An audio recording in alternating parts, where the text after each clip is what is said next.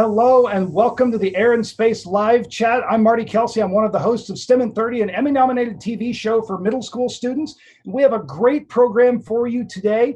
We're going to be talking about the crewed launch that was scrubbed yesterday, but that's going to be launching on Saturday. And we've got a great group of panelists joining me today. We've got Dr. Jennifer Levasseur, a curator and newly published author at the National Air and Space Museum. We've got Wayne Hale, who was a flight director on 40 space shuttle missions, and NASA astronaut Alvin Drew. Thank you all for joining us today. Thanks, Marty. All right, so we're going to jump in. Alvin, we're going to start with you. Now, I do want to say that, Alvin, I got a chance to see you launch on STS-118 back in, I think, 2007, and it was absolutely incredible. Alvin, can you start us off today and just kind of give us the overview of what is this mission that's getting ready to launch on Saturday? Okay, so this is the SpaceX Corporation's Demonstration Mission 2. What's significant about it is the first time we have a private contractor delivering astronauts into space, into orbit, actually, for NASA. So every NASA astronaut has always gone up on a NASA-designed and built and operated rocket. This is the first time we're renting a rocket from another company. And so they have been demonstrating that this rocket works extremely well by delivering cargo to the space station for a number of years.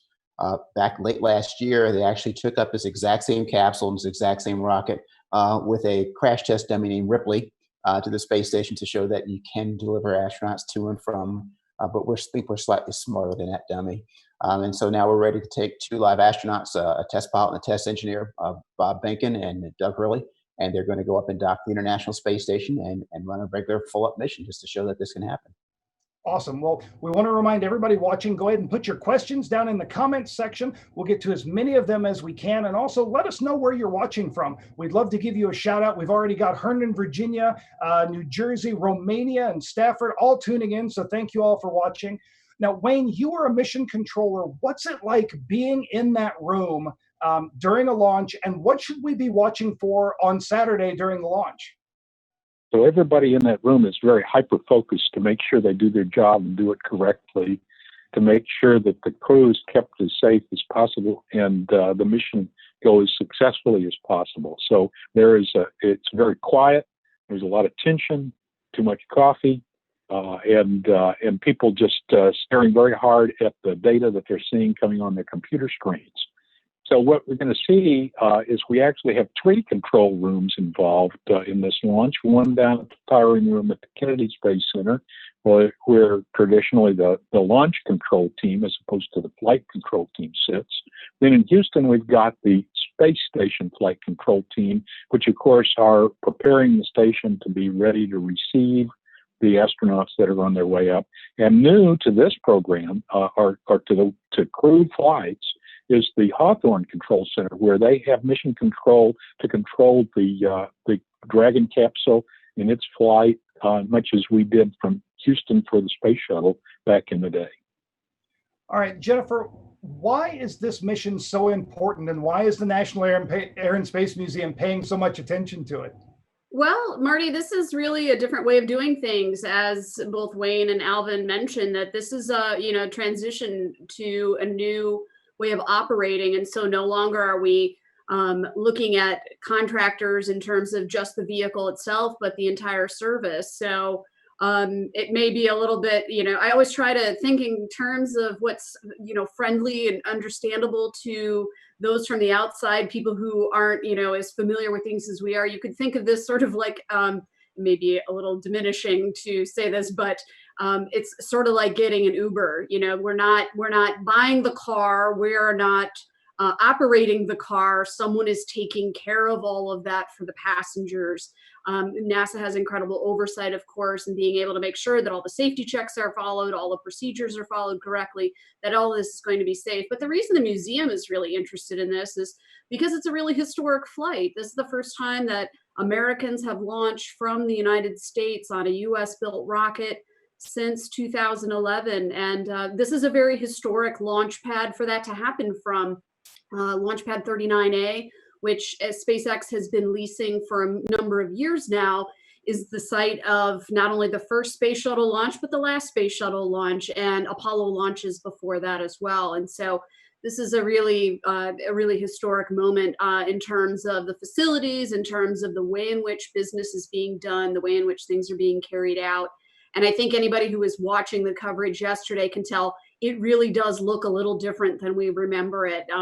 I got a lot of questions and comments on interviews I did yesterday about all of those techs who were running around on getting things ready for the crew and how different they looked and how modern and sleek it all looked with touch screens. And so this is a new era of spaceflight. It definitely looks and feels different. It looks the same in some ways too. I think when we actually see the launch happen, that's something I mentioned yesterday to a few folks is, it's launching a capsule. It's the same shape, generally speaking, as many of those Apollo launches. It might look the same in that respect. It won't look like a space shuttle launch, but the process is going to be similar other than the fact that we'll bring everything back home and reuse it again. Awesome. All right. Well, we've got people watching from Austin, Texas, Pennsylvania, Nebraska, North Carolina, Denver, Colorado, Indianapolis, Kokomo, Indiana, Fort Worth, Maryland, Wisconsin, Minnesota, all over the place. Thank you all for tuning in, and please put those questions down in the comments section. We've got a great question here from Emily. She wants to know, once they scrub a launch, do they practice anymore, or do they just get the next couple of days off? So if you're, go ahead, Alvin. So if you're out there on the crew and you're in quarantine, the quarantine is a minimum security prison. You don't have a whole lot going on while you're there. So you're not, if you're going to go downtown and get a burger between flights. Second thing, you're always obsessing. There is a test pilot's prayer, which basically says, please don't make me mess this up. So you want to go over your notes one more time, go through your procedures one more time. Often as not, we would call up our trainers and schedule extra training when between scrubs. So make sure we were at the sharpest point on that pencil that we possibly had when that countdown hit 0. Okay. Wayne, how do they determine the time of the launch? Yesterday, we heard some talk on the broadcast that if they could have 10 more minutes, the weather might clear up, but they had to launch at that exact time. How does that determine? So they're trying to catch the International Space Station, which is traveling around the Earth 5 miles a second.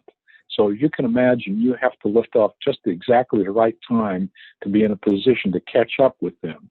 And worse than that, the orbit, the orbital mechanics, it's a little complicated. The Earth is rotating, so you only get a chance to catch the space station about twice a day when it flies overhead of your launch site. So there's a very brief window, and it goes on from there. It gets much more complicated, but the rocket that SpaceX has built, that the Dragon is flying on, really requires an instantaneous launch window, whereas in the shuttle we would have 5 to 10 minutes because we had more capability. Marty, Awesome. I wanted to actually follow up on the viewer question and ask a similar question of Wayne. What's the feeling at Mission Control when you have to scrub a mission? Are you guys going back? I mean, this is a day where we have, touch screens and modern computers, so it's not like resetting switches or anything.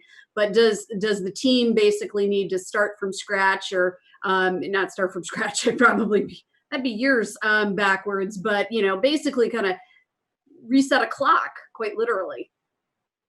So 2 things. Immediately, the room is all keyed up to go launch. So the closer you get to the ignition of the engines, the higher the tension level gets, the adrenaline's flowing, and your blood pressure is up. And to have a scrub at the last minute or at 17 minutes before launch, like they did yesterday, is kind of a letdown. I mean, everything kind of goes out of your system, and so you're a little disappointed, but everybody understands that's part of the business. So we get ready for the next day, and in fact, probably a new plan's got to be developed, because the rendezvous conditions will be different, and the crew will be launching at a little bit different time. They'll be getting to the space station at a different time, and so there's a fair amount of replanning. So actually, the launch team goes home, goes to bed, and another team comes into Mission Control to do the planning for all the changes that are going to have to take place. All right. Well, if you're watching us right now, go ahead and put down in the comments section any questions that you have about the crew launch that's coming up on Saturday. And if you're going to be watching that, let us know where you'll be watching from. We'd love to hear that, and we'll give you some shout outs. We've got people tuning in from South Wales, Jim Thorpe, Pennsylvania, Hershey, Pennsylvania, Istanbul, Idaho, and Sarasota. Thank you all so much. Be sure to put those questions down in the comments section. Somebody wants to know that about the digital screens that so they have digital screens for what look like from what it looks like in the photos. Are the backup redundancies in case the screens go out like my computer screen might? Alvin, do you know? So I look at the panel here. So it's different for me too. I'm used to having lots of mechanical switches. If you look down below those screens, there is a small bank of mechanical switches, which I expect are backups. I don't know for sure. Where I really expect the redundancy is behind those screens. You'll probably have multiple screen drivers, multiple computers, multiple ways of getting data to those screens such that they're very, very unlikely to go down. It definitely looked different yesterday from what, you know, Alvin, I've seen the picture of you sitting in the cockpit of the space shuttle with all the switches around behind you. And here it looked like it was very minimal. How's that experience going to be different for the astronauts? I assume there's not going to be less training.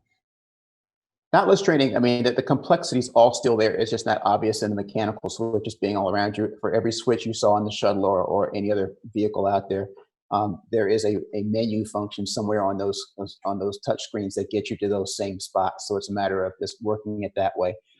And so that's what's really different. I know when I was on my shuttle missions, we were padlocked on the 5 different computer screens that were up there in front of us. That told us all the information we could possibly need to know.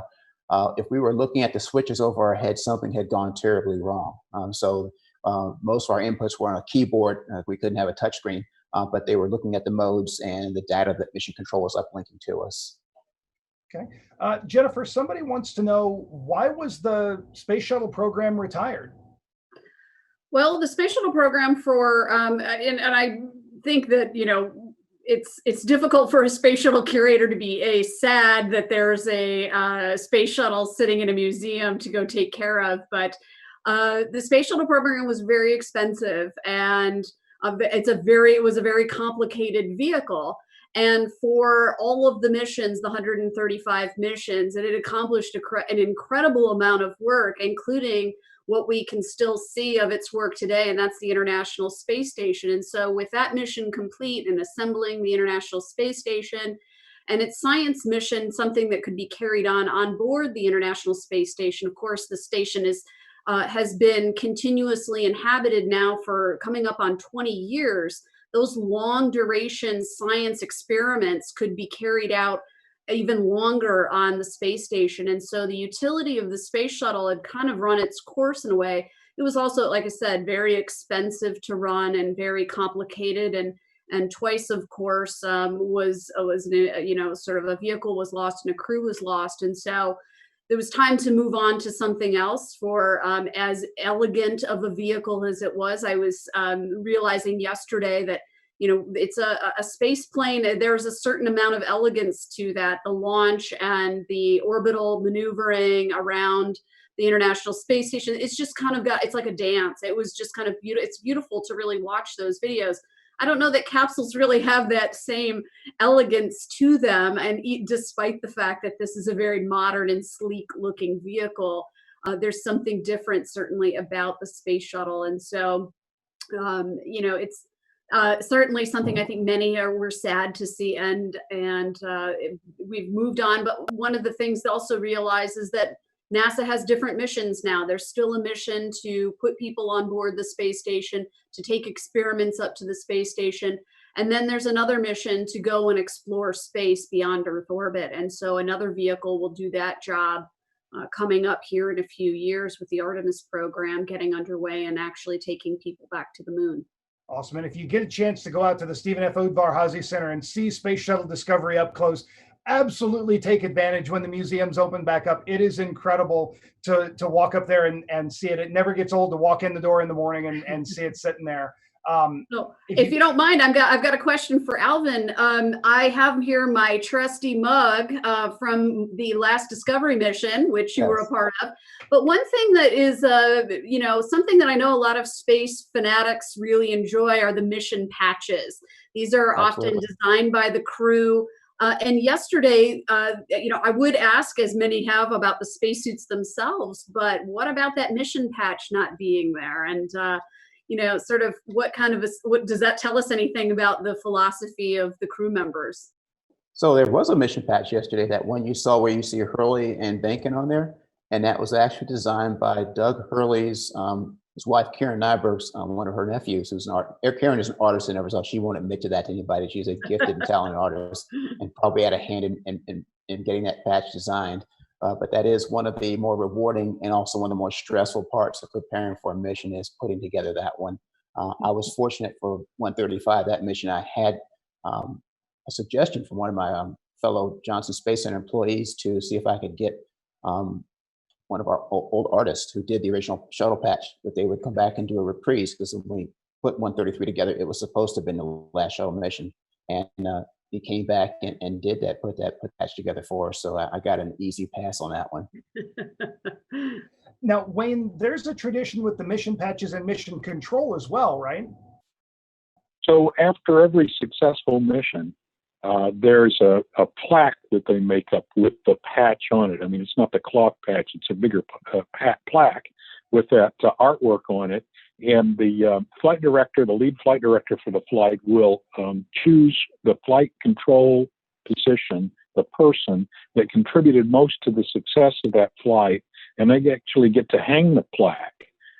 They get to climb up on a ladder, and you know, there's a nail up there, and they put the plaque up there. Sometimes I think that maybe it's not quite a reward to make them climb up that rickety ladder, but we hang all the plaques in mission control, and they're there forever. And people can come into mission control and see which flights were controlled out of that particular room. There are 5 different control rooms in mission control, and they hang not just the Mercury, Gemini, Apollo, Shuttle plaques, but now the expedition patches for the increments on the International Space Station as well.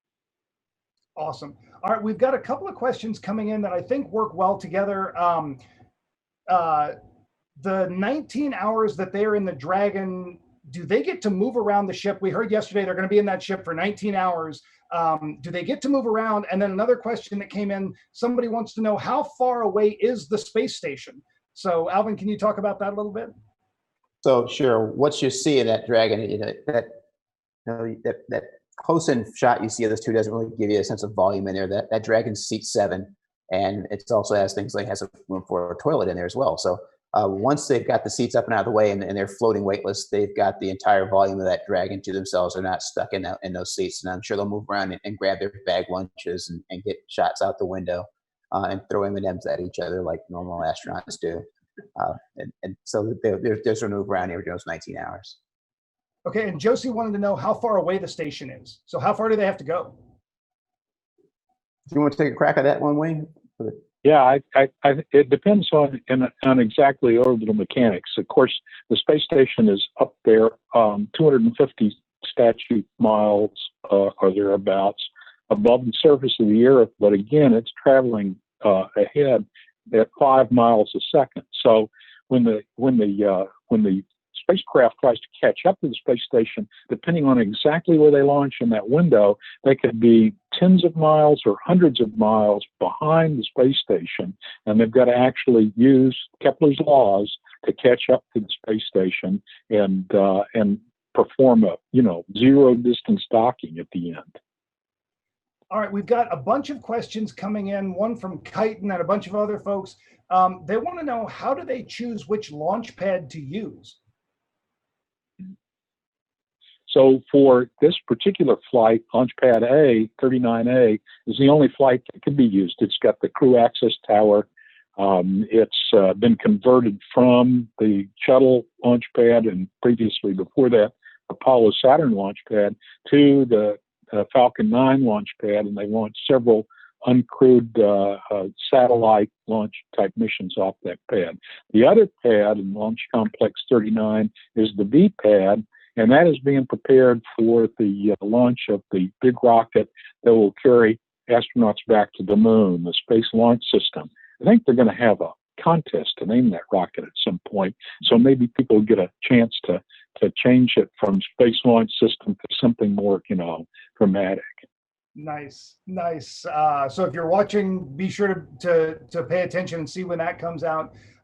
Somebody wants to know what happens if there's an emergency on the launch pad. And I heard yesterday, and Alvin, correct me if I'm wrong on this, but it sounds like the escape system is the same that you had when you were on the space shuttle, as far as Yes. like getting off the launch pad. Yeah, the concept is identical. You run out to one of those big slides like you see folks do out but there's a carriage that takes you out, and you cut loose, and it slides you down to a bunker, and once you go get into the bunker, and that keeps you away from anything that might be going on the launch pad. But you never got a chance to practice. You practiced running out to them, but you never got a chance to slide down, did you? And you get in, you actually get to cut it loose, but there's like a big stop about 10 feet down, so you don't get to go the big wild slide for life. We were all deeply disappointed that we couldn't do that. Somebody wants to know, how many times will they reschedule the launch? Well, I would have to say they'll reschedule it till they get it done. I mean, one thing you don't want to fool around with is Mother Nature. So you don't want to have your rocket struck by lightning on the way up, which was the concern yesterday. You don't want to launch into a thunderstorm where the winds could blow you off course, or perhaps even take the rocket apart, overstress the structure. So when the time is right, when the weather's right, they'll fly again. And that they'll be able to fly someday in the near future, I hope. Whether it's this coming Saturday or they have to wait on into June, we'll see. But they will reschedule until they get a good day, I'm sure. And this is where history really has a lot of great lessons for SpaceX and for NASA. Of course, NASA has learned this lesson over decades. Wayne mentioned the lightning, and lightning struck Saturn V twice on Apollo 12. And so there's a great concern about weather in general. Of course, temperature can also be a concern at certain times of year, but the clouds and sort of the just general weather, the winds, you might have heard at some point during the broadcast, I'm talking about winds that were downward from where the launch site was, and that was just so that if they needed to abort during the launch, they would have winds that wouldn't carry them off course, but and basically were favorable to the abort circumstances. So there's a lot that has to be, and it's not just the launch pad area that's taken into account. It's a much bigger area than that. And if you want to learn, caught me flat. Yeah, one of the things that caught me flat-footed yesterday was, when you took off in a shuttle, you knew exactly where your abort sites were going to be. We were going to land somewhere over in Europe, and that was if the weather wasn't good there, then you weren't going to launch. But we usually had 2 or 3 sites open at any given time to go land. Yesterday, I heard them calling to the crew that their intended abort site had bad weather, so they were going to shift them a number of miles south of that spot. Like, well, there's a different idea. I guess when you're in a capsule, you pick your abort spot and just go to it. That was an eye opener for me. Wow. Well, if you want to know more about the shocking story of Apollo 12, you can check out a recent episode of STEM in 30. We really dove into the science behind the lightning strike and all of the stuff that went into that mission. So be sure to check that out. We've got a couple of questions coming in about the spacesuits that they were wearing yesterday. What kind of testing went into those, and why do they look so different? So the spacesuits, I'm sure were tested. They are effectively pressure suits. The spacesuits you saw all of the shuttle astronauts were almost identical to the same pressure suits you see U-2 and SR-71 pilots wear in the Air Force. In fact, the same company made them, and that's what their whole purpose was, if the cabin depressurized. You've got a suit there that keeps you in a comfortable pressure environment. So if you go above 68,000 feet, the boiling point of water is the same as your body temperature. So all the fluids in you will start to fizz out of you and give you the bends. So the idea is you don't want that to happen. So anything that keeps that pressure works. If you look at some of the early, Mercury flights, they had just little straps. These things were just these little like girdle suits that were that hugged them very tightly. So as you see, time moves on, the technology gets better, and then we've gotten a suit that's just a whole lot cleaner, with a lot fewer tubes and piping sticking out of it. It just looks like a very clean, almost like something out of a science fiction movie suit. I'm a little bit jealous. That's kind of it looks like it's almost comfortable to walk around in. I thought one of the coolest features, and someone had to point this out to me later, was the fact that the gloves came out of the sleeve. They weren't, and they were zipping up the side like almost like you would with a ski glove or something. Incredibly unique design. Really, really interesting. This is Awesome. what All happens right, when you Wayne, turn young, brilliant minds loose and don't get to train them. so if you're watching, maybe you can design the next spacesuit. We've got a question for Wayne. Somebody wants to know about the rocket sitting behind you on the table and what's going on with that rocket, Wayne. I was so jealous of that rocket too. That is This cool. is the only rocket I get to control these days. You know, this is my lamp, my talking piece. So yeah, it's not the shuttle, it's not the Dragon, but it'll have to do. That is awesome. So we've got a question coming in from Nate, and he wants to know how many people are in mission control. And then Wayne, I'll let you answer that. And then Alvin, can you talk about how important all of the support people are to the crew? So I'll start. I don't know exactly how many people are in the Hawthorne mission control because I haven't been out there to count noses. In the shuttle program, we would have about 80. That's 80 people on each of 3 shifts. So you can talk about 80 times 3, 240 people. The space station control room gets by with a lot less than that. They've automated many things. And I suspect that in Hawthorne they have as well. The firing room, on the other hand, down at the Cape, probably has more people because they have more things to monitor in a very short amount of time. So we're talking about roughly 100 people at a time watching over the spacecraft. And Alan, how important were those folks to you all and to the success of your missions? Okay, so marching from closest to the shuttle and to further away, I know the first most telling thing was on my last mission. Our commander, Steve Lindsay, told us in every crew briefing we had before our simulation runs and before our missions is, if anything goes wrong, the most important thing you have to do, he pointed me, Alvin, is to get communications restored back to mission control. There are a whole lot brighter minds than ours with a whole lot better information for how to handle this emergency than us. And so if we can bring them on, our odds of survival go up exponentially. And so that's, just how utterly crucial that link between the crew and mission control is, and we all appreciated that. Wayne hinted at the fact that the firing room and the folks at the Cape, the folks who put that shuttle together, who put that stack together, and the folks into the SpaceX rocket, it's just always awed me how you can take nothing and turn it into something that can go fly into space. And it's watch these folks out there, and this was just absolute love and care with which they devoted their lives to getting those missions off the ground. It was a personal mission for each one of those folks to go do that. You look at the contractors who put these things together, like SpaceX, like Boeing, like the Lockheed's, the hundreds of companies, and these second tiers of vendors who set out in other places making the nuts and bolts and screws and sewing together those cool looking spacesuits. And they all take this very seriously. They all seem to understand that there's a human life in space whose life depends upon their handiwork, and you can see it in the quality of what we work with every single time. And I remember somebody made a comment that even during the Apollo program, somebody pushing a broom in a hall of NASA headquarters wasn't just pushing a broom; they were putting people on the moon. And that really is the attitude I've seen everybody bring to the mission.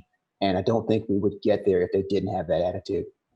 And Jennifer, can you talk a little bit about how, as a museum, we tell not only the story of the guys like Alvin, who flew the mission, but also all those folks that helped make it possible? Yeah, absolutely. I think that's one of the classic lines you hear about the space program generally, and especially the Apollo era, is that 400,000 people around the country were involved in making these things happen. And that's one of the unique things that we can do in our world on an exhibit floor, is to kind of represent what that means. As a curator, it's often fascinated me to look at artifacts as a means of finding those ways to what Alvin was saying, those layers that are way down underneath. And so being from the Midwest, Marty knows I'm not shy about talking about what school I went to.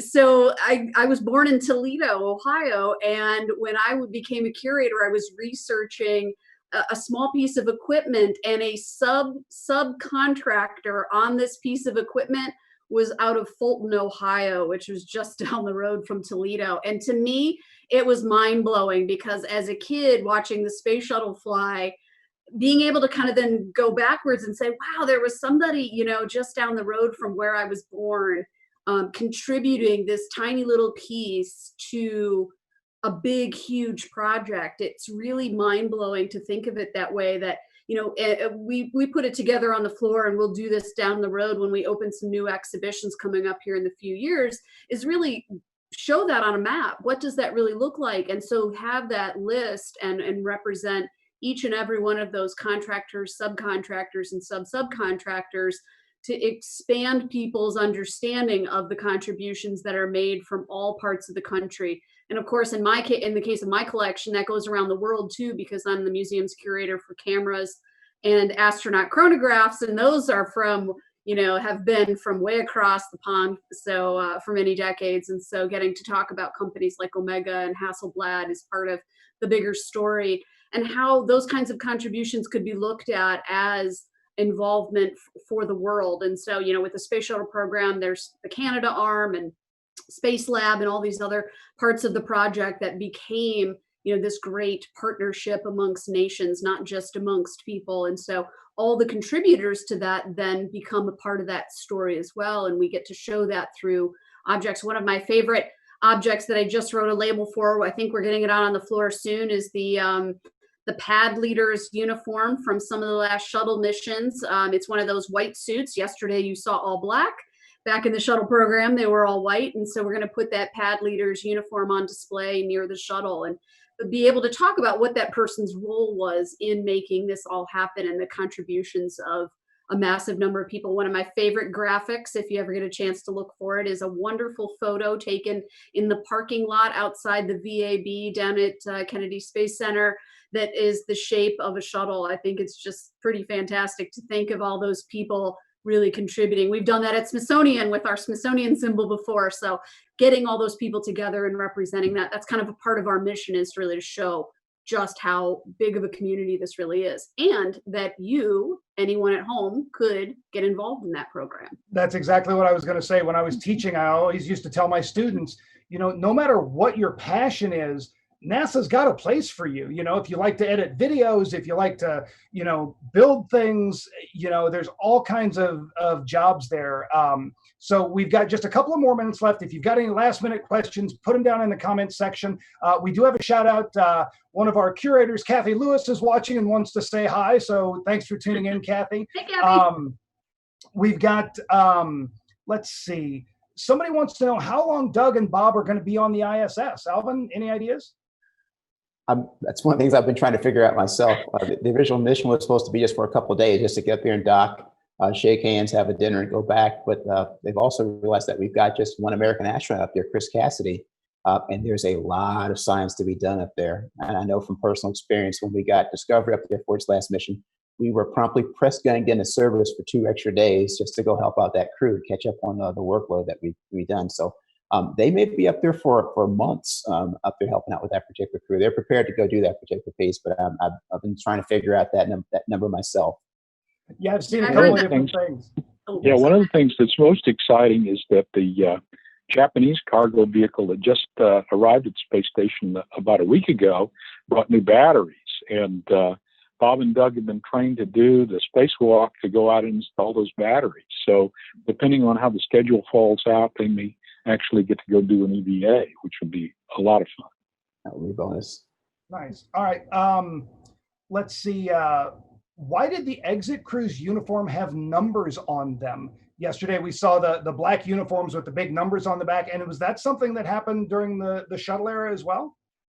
Yes, everybody on those closeout crews, either taking the crew out or getting them back out if we scrub, had a number so they could be identified on camera. It was always a very important, for safety reasons, to keep track of exactly where everybody was in case there was something happening out on the launch pad and we had to evacuate. So the numbers identify the people, and it's to keep track of exactly where they are so that they can be rescued if need be. Okay. Alvin, we've got a young viewer. He's 3 years old, and he wants to know how fast the rocket's going to go. But I'd also like you to talk a little bit about what's that launch going to be like. You've done this a couple of times. What are those guys going to experience on Saturday? Oh, yeah. There's, as I always mentioned, I had a career as a test pilot in the Air Force, and I always felt that I had the satisfying illusion of controlling that jet when I was going down the runway with sometimes tens of thousands, maybe even 100,000 pounds of thrust. There's something quite like having 6.5 million pounds of thrust behind you that it erases any illusion that you are controlling that rocket. By the time you get to the top of the launch tower, you're already going in excess of 100 miles an hour. At 60 seconds into the flight, this is going straight up against the force of gravity. You're breaking through the speed of sound, more than 700 miles an hour going straight up. And you aren't even at the part where you're going fast yet. By the time that first stage drops off and you get up out of the atmosphere, you nose that rocket over, and you're picking up 60 miles an hour every second.